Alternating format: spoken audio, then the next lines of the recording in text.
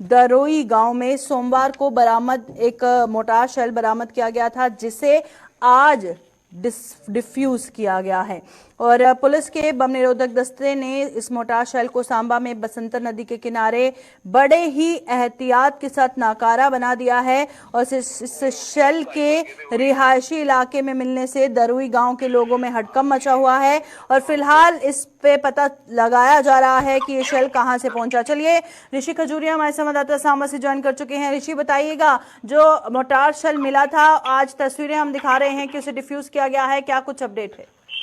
देखिए, बिल्कुल कल देर शाम को नट ब्लॉक का जो दुरुई गांव है वहीं पर जो है एक 84 का मोटार शेल मिला, जो कि लाइव मोटार शेल था। और उसके मिलने के बाद वहां पर काफी अफरा तफरी का माहौल बना, लोगों में एक पैनिक क्रिएट हुआ कि इस इलाके में किस तरह से ये मोटार शेल आया है। हालांकि ये एक सेंसिटिव एरिया नहीं माना जाता है, एक पहाड़ी इलाका है, लेकिन यहाँ पर मोटार शेल का मिलना ये एक बहुत बड़ी जांच का विषय है। लेकिन जिस तरह से जब ये मोटार शेल वहां पर मिला, जिस व्यक्ति ने देखा, उसके बाद फौरन पुलिस को इन्फॉर्म किया गया। पुलिस टीम भी मौके पर पहुंची, उसके बाद बम डिस्पोजल स्क्वाड को भी इन्फॉर्म किया गया। उसके बाद फौरन बीडीएस की टीम भी पहुंची और उसके बाद इसको जो है अपनी कस्टडी में उन्होंने लिया। और सुबह जो कल शाम का समय था वो शायद अनुकूल नहीं था इसको डिफ्यूज किया जाए। उसके बाद इसे एक सेफ जगह पर रखा गया और आज सुबह जो है इसे बसंतर दरिया में डिफ्यूज किया गया है, ताकि किसी तरह का कोई नुकसान ना हो। एक अलग जगह पर जाकर इसे डिफ्यूज किया गया। लेकिन कहीं ना कहीं इससे पहले भी आपको याद होगा कि जो मोटार शेल है ये मिल चुका है। उस समय बरसात के दिन थे, तो बरसात के दिनों में पानी का तेज बहाव नदियों में काफी ज्यादा रहता है, तो हो सकता है कि ये बहकर यहाँ पर आया हो और वो आयरन रस्टेड मोटार शेल था। लेकिन अगर इस मोटार शेल को लेकर बात करें, आपने भी तस्वीरें देखी होंगी कि एक नया मोटार शेल लगता है, इसके नंबर पढ़े जा रहे हैं, इसके ऊपर जो तमाम चीजें मेंशन की है वो साफ तौर पर पढ़ी जा सकती हैं।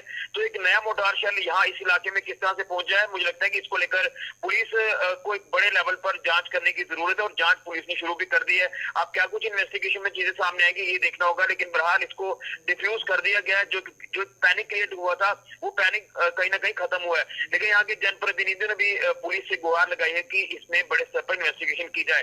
प्रियंका, आपको याद होगा कि अगर हम बॉर्डर इलाकों का जिक्र करें तो यहाँ पर इस तरह की चीजें, यानी विस्फोटक मटेरियल मिलता था कहीं किसी खेतों में या अदर जगहों पर जो आईबी के साथ साथ इलाके रहते हैं। लेकिन इस इलाके में, शांत इलाके में इस तरह से चीजें मिलना दूसरी बार ये आप कह सकते हैं कि ये वारदात पेश आई। इससे पहले नड इलाके की बात करें, अब नड ब्लॉक का ये दुबई इलाका जो सांबा हेडक्वार्टर से मात्र 3 से 4 किलोमीटर की दूरी पर है, तो इस तरह का विस्फोटक मटेरियल मिलना ये वाकई में एक जांच का विषय है। बहरहाल अभी फिलहाल सिचुएशन पूरी तरह से अंडर कंट्रोल है।